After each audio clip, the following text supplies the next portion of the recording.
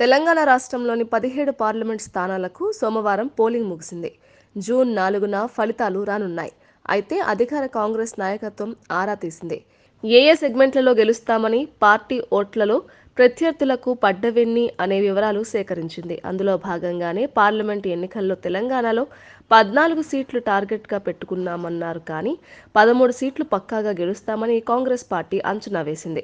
ఇదే అంశంపై మంగళవారం సీఎం రేవంత్ రెడ్డి పార్టీ ముఖ్య నేతలు, ఎమ్మెల్యేలు, అభ్యర్థులతో ఫోన్ కాన్ఫరెన్స్లో మాట్లాడారు. రాష్ట్రంలో అత్యధిక సీట్లను గెలుచుకుంటామని, హస్తానికి అనుకూలంగా ఓటింగ్ జరిగిందని, ఓటర్లు తమ ప్రజాపాలనను ఆశీర్వదించాలని సీఎం రేవంత్కు పార్టీ నేతలు వివరించారు. 100 రోజుల కాంగ్రెస్ ప్రజాపాలనకు ఓటేసేందుకు ప్రజలు మొగ్గు చూపారని అభిప్రాయపడ్డారు. అన్ని వర్గాల నుంచి సానుకూలత వ్యక్తం అయిందని అంచనాకు వచ్చారు. అసెంబ్లీ ఎన్నికలతో పోలిస్తే రాష్ట్ర వ్యాప్తంగా అన్ని నియోజకవర్గాల్లో కాంగ్రెస్ ఓట్ల శాతం పెరుగుతుందని వ్యక్తం చేశారు. అసెంబ్లీ ఎన్నికల్లో కాంగ్రెస్కు 39.40 ఓట్లు వచ్చాయని, ఎంపీ ఎన్నికల్లో 4 నుంచి 5% తప్పకుండా పెరుగుతుందని రేవంత్ రెడ్డి అభిప్రాయపడ్డారు. కొన్ని నియోజకవర్గాల్లో బీజేపీ 2వ స్థానంలో నిలుస్తుందని అంచనాకొచ్చినట్లు తెలిపారు.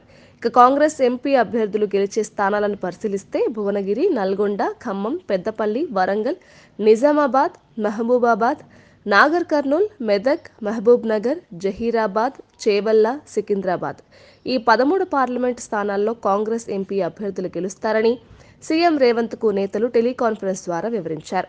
మిగతా లోక్సభ స్థానాల్లో కాంగ్రెస్కు సానుకూలత ఉన్నప్పటికీ ఓటర్ల నాడి అంచనాకు చిక్కలేదనే అభిప్రాయానికి వచ్చారు. అధికార కాంగ్రెస్ 13 ఎంపీ సీట్లు గెలుచుకుంటే ఇక ప్రతిపక్ష బీఆర్ఎస్, బీజేపీ పార్టీలకు దక్కే సీట్లు ఎన్నో తేలాల్సి ఉంది. సీఎం రేవంత్ జోస్యం నిజమైతే తెలంగాణలో కాంగ్రెస్కు ఇక తిరుగులేనట్లే అని విశ్లేషణలు వినిపిస్తున్నాయి. ఇక బీజేపీకి గతంతో పోలిస్తే ఈసారి మెరుగైన సీట్లు వస్తాయని ధీమా వ్యక్తం చేస్తున్నారు బీజేపీ నేతలు. ఇక కమలం పార్టీ 5 నుండి 6 స్థానాల్లో గెలుస్తామని ధీమా వ్యక్తం చేస్తున్నారు. మరి ఏ పార్టీ ఎన్ని స్థానాల్లో గెలుస్తుందో జూన్ 4న తేలిపోనుంది. మరిన్ని అప్డేట్స్ కోసం మా కాయ్ టీవీని సబ్స్క్రైబ్ చేసుకోండి. మా వీడియో కనుక మీకు నచ్చినట్లయితే లైక్ చేయండి, షేర్ చేయండి. మీ విలువైన అభిప్రాయాలను కామెంట్ బాక్స్లో తెలియజేయండి.